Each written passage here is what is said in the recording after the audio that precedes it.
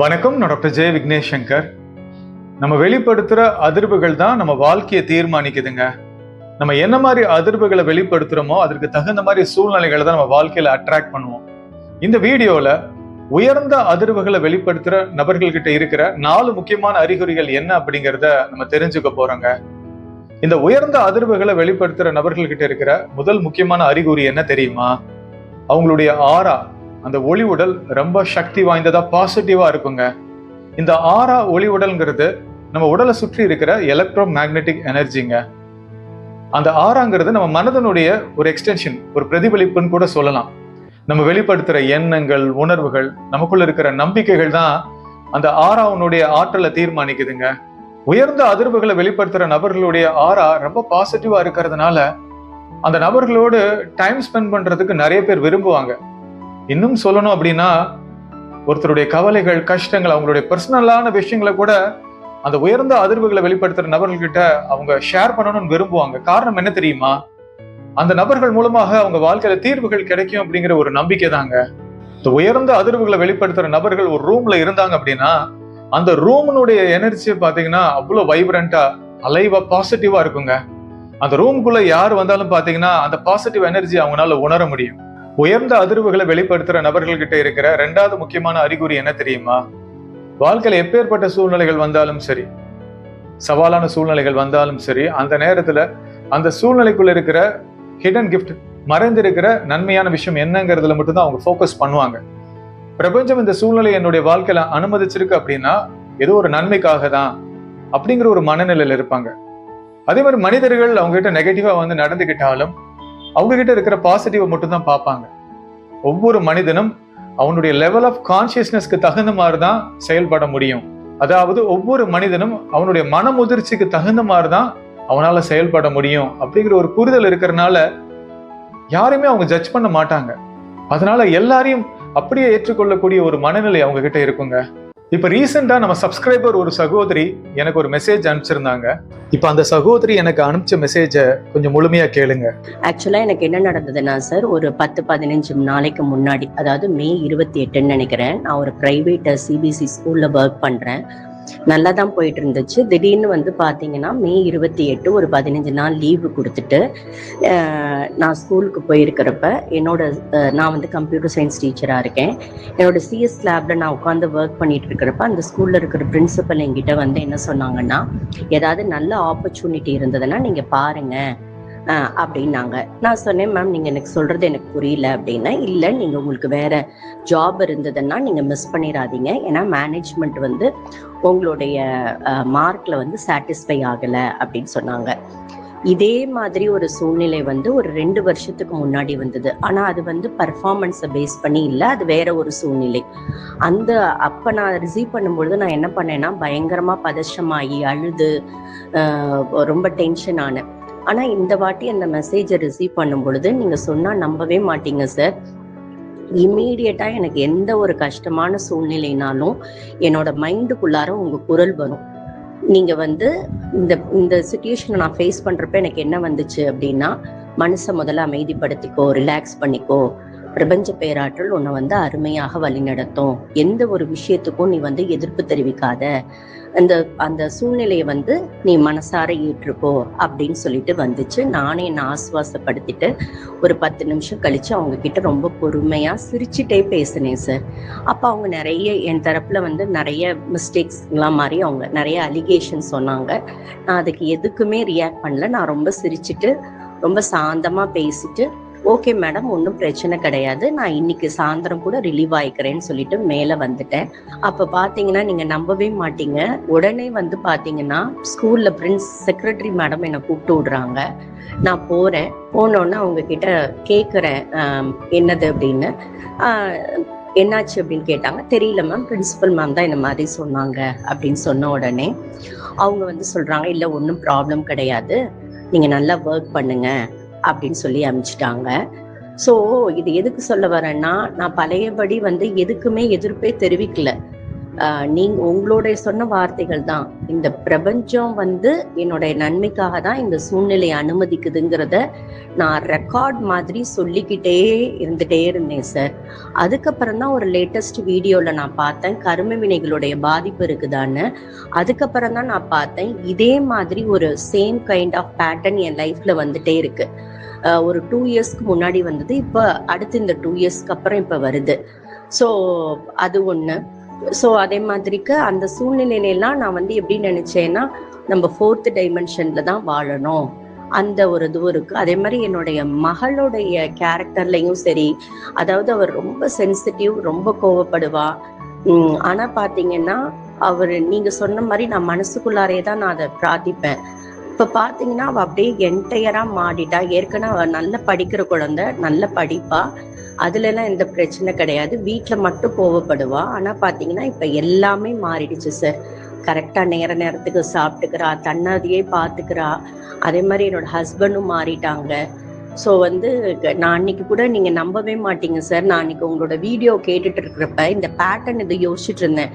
அப்ப நான் எப்படி தெரியுமா வாய் விட்டு சொன்னேன், யாருடா இவரு, எப்படிடா கரெக்டா வந்து நம்மளுக்கு இந்த ஒரு இப்ப இருக்கிறதுக்கு எப்படி இவர் இப்படி கரெக்டா ஆன்சர் சொல்றாரு. கண்டிப்பா சார், ஏதோ வந்து ஒரு பெரிய தெய்வீக சக்தி வந்து உங்ககிட்ட இருக்கு சார். நான் இது வந்து சும்மா முகஸ்துதிக்கு சொல்லல. நிறைய பேருக்கு உங்களை அறியாம நீங்க வந்து அவங்களுடைய வாழ்க்கையில வந்து அடுத்த கட்டத்துக்கு ஒரு பாசிட்டிவா நம்பிக்கையோட வாழ்வதற்கு நீங்க வந்து வழி செஞ்சுட்டே இருக்கீங்க. ஸோ நானும் அந்த பிரபஞ்ச பேராற்றலோட வந்து உங்களுக்கு வந்து வாழ்த்துறேன் சார். நம்ம சப்ஸ்கிரைபர் அந்த சகோதரி உயர்ந்த அதிர்வுகளை வெளிப்படுத்துறதுனாலதான் அந்த சூழ்நிலை மாற்றி அமைக்கக்கூடிய ஆற்றல் அவங்க கிட்ட இருந்து வெளிப்பட்டதுங்க. உயர்ந்த அதிர்வுகளை வெளிப்படுத்துற நபர்கள்கிட்ட இருக்கிற 3வது முக்கியமான அறிகுறி என்ன தெரியுமா? இந்த நெகட்டிவ் மைண்ட் செட்டோட இருப்பாங்க பாருங்களேன். தாழ்ந்த அதிர்வுகளை வெளிப்படுத்துறாங்கல்ல, அதாவது குறை சொல்லிட்டு புறம் பேசிட்டு வாழ்க்கையில தான் தண்டிக்கப்பட்டதெல்லாம் அவங்க சொல்லிக்கிட்டே இருப்பாங்க. எல்லாமே விதிப்படி தான் நடக்குது, என் வாழ்க்கை இப்படி ஆயிடுச்சு அப்படி ஆயிடுச்சுன்னு புலம்பிட்டே இருப்பாங்க. அந்த மாதிரி நபர்கள் உயர்ந்த அதிர்வுகளை வெளிப்படுத்துற நபர்களை மீட் பண்ணும்போது ரொம்ப இன்செக்யூர்டா ஃபீல் பண்ணுவாங்க, கம்ஃபர்டபுளாவே இருக்க மாட்டாங்க ஆரம்பத்துல. காரணம் என்ன தெரியுமா? அந்த உயர்ந்த அதிர்வுகளை வெளிப்படுத்துற நபர்கள் ஒரு கண்ணாடி மாதிரி இருப்பாங்க. அந்த தாழ்ந்த அதிர்வுகளை வெளிப்படுத்துற நபர்கள் அந்த உயர்ந்த அதிர்வுகளை வெளிப்படுத்துற நபர்கள் முன்னாடி நின்ற உடனே அவங்களுக்குள்ள இருக்கக்கூடிய அந்த நெகட்டிவிட்டி, அந்த குப்பைகள்லாம் அவங்களுக்கு தெரிய ஆரம்பிக்குங்க. அதனாலேயே அந்த உயர்ந்த அதிர்வுகளை வெளிப்படுத்துற நபர்கள்கிட்ட இருந்து விலகி போக ட்ரை பண்ணுவாங்க. அந்த உயர்ந்த அதிர்வுகளை வெளிப்படுத்துற நபர்களை பத்தி குறை சொல்லுவாங்க, குற்றம் சொல்லுவாங்க, இவங்க இப்படி அவங்க அப்படின்லாம் பேசிக்கிட்டே இருப்பாங்க. ஆனா ஆரம்பத்துல அவங்க அந்த உயர்ந்த அதிர்வுகளை வெளிப்படுத்துற நபர்களை ஒதுக்குனாலும் பின் நாட்கள்ல அந்த உயர்ந்த அதிர்வுகளை வெளிப்படுத்துற நபர்களுடைய அந்த பாசிட்டிவான எனர்ஜி இவங்களையும் இன்ஸ்பயர் பண்ணுங்க. தாழ்ந்த அதிர்வுகளை வெளிப்படுத்துற நபர்கள்கிட்டையும் அது ஒரு பாசிட்டிவான தாக்கத்தை ஏற்படுத்தி அவங்களுடைய குணாதிசயங்களையும் மாற்றத்தை ஏற்படுத்தும்.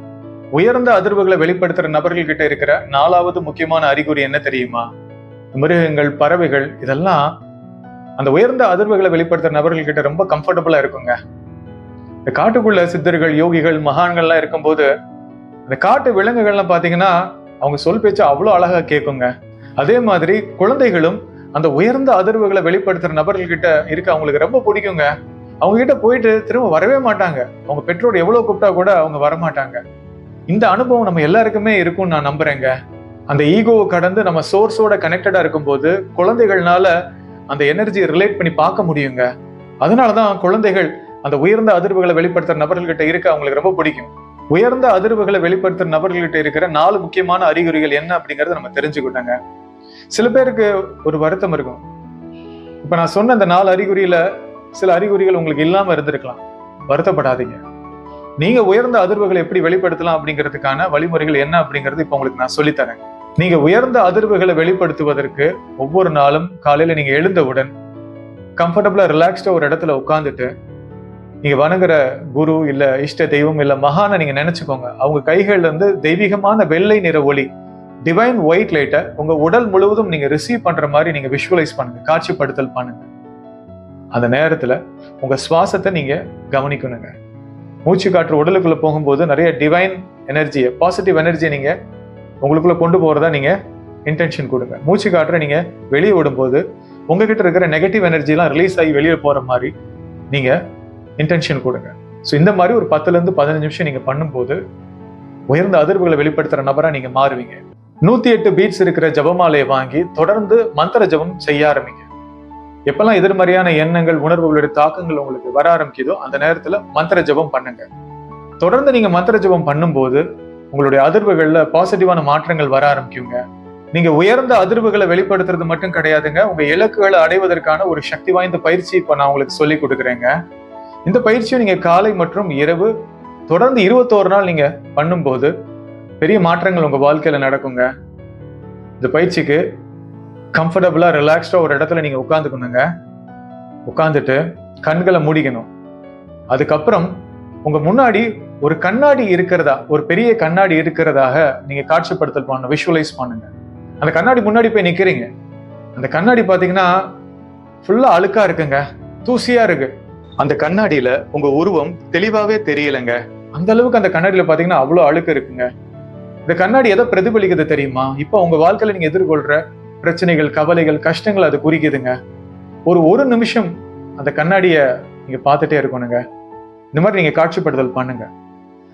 ஒரு நிமிஷத்துக்கு அப்புறம் நீங்க என்ன தெரியுமா பண்ணணும்? நீங்க வலது பக்கம் திரும்பி உட்காரணும். பிசிக்கலா நீங்க என்ன பண்ணணும்? டைரக்ஷன் மாத்தி வலது பக்கம் திரும்பி நீங்க உட்காரணும். அதுக்கப்புறம் நீங்க விஷுவலைஸ் பண்ணுங்க, காட்சிப்படுத்தல் பண்ணுங்க. இப்போ உங்க முன்னாடி ஒரு பெரிய கண்ணாடி இருக்கு. ஆனா இந்த கண்ணாடி அவ்வளோ கிளீனா இருக்குங்க, கிளியரா உங்களை பார்க்க முடியுது. இந்த கண்ணாடியில உங்க வாழ்க்கையில என்ன மாற்றங்களை நீங்க ஏற்படுத்தணும்னு நினைக்கிறீங்களோ அந்த மாற்றங்கள் நிகழ்ந்ததாக காட்சிகளை பாருங்க. உடல் ஆரோக்கியம் மேன்மை அடைஞ்சதா, உறவுகள் சார்ந்த பிரச்சனைகள் முடிந்து உறவுகளோடு நீங்க மகிழ்ச்சியா இருக்கிற மாதிரி நீங்க காட்சிகளை பாருங்க. பொருளாதார நெருக்கடி நீங்கி, அதாவது கடன் பிரச்சனைகள்லாம் நீங்கி செல்வ செழிப்போடு மகிழ்ச்சியா இருக்கிற மாதிரி காட்சிகள் அந்த கண்ணாடியில பாருங்க. வேற என்னென்ன பிரச்சனைகளை நீங்க எதிர்கொள்றீங்களோ அந்த பிரச்சனைகள் எல்லாம் நீங்க கடந்து வந்து நீங்க 2.0 வெர்ஷனா ஒரு புது மனிதனாக வாழ்க்கை வாழ்ற காட்சிகளை பாருங்க. இந்த மாதிரி 2 நிமிஷம் காட்சிப்படுத்தல் பண்ணிட்டு அதுக்கப்புறம் நம்பிக்கையோடு உங்க கண்களை திறங்க. இந்த பயிற்சியை தொடர்ந்து 21 நாள் நீங்க பண்ணும்போது உயர்ந்த அதிர்வுகளை வெளிப்படுத்தி உங்க வாழ்க்கை சூழ்நிலைகள்ல மாற்றங்களை ஏற்படுத்த முடியுங்க. இந்த வீடியோவுடைய ஆரம்பத்திலே நான் சொன்ன மாதிரி நம்ம வெளிப்படுத்துற அதிர்வுகள் தான் நம்ம வாழ்க்கையை தீர்மானிக்குதுங்க. இந்த வீடியோல நான் சொல்லி கொடுத்த வழிமுறைகளை தொடர்ந்து நீங்க கடைபிடிக்கும் போது நிச்சயமாக உயர்ந்த அதிர்வுகளை வெளிப்படுத்தி உங்க வாழ்க்கை சூழ்நிலைகள்ல மிகப்பெரிய மாற்றங்களை ஏற்படுத்த முடியுங்க. எதுவாயினும் என்னை மனதில் வைத்து கடக்க பழகு, எல்லாம் சிறிது காலம்தான், உன் கவலையும் கூட, யாம் இருக்க பயமேன் என்று இறைவன் கூறுகிறார். இந்த வீடியோ லைக் பண்ணி ஷேர் பண்ணுங்க. என்னோட YouTube channel doctor Vignesh Shankar நீங்க சப்ஸ்கிரைப் பண்ணுங்க. நன்றி.